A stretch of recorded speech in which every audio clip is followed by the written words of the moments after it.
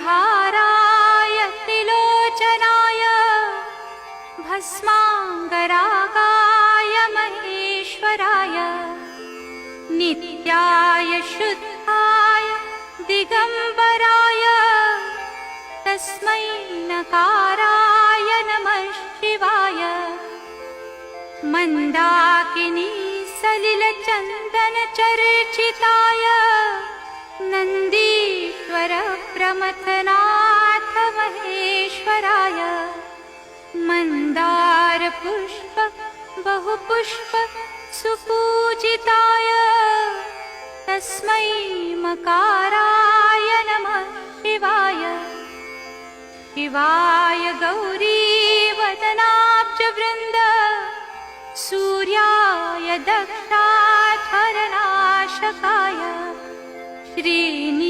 श्रीनीलकण्ठाय वृषध्वजाय तस्मै शिकाराय नमः शिवाय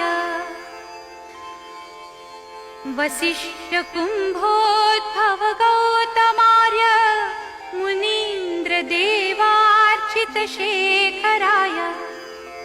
चन्द्रार्कवैश्वानरलोचनाय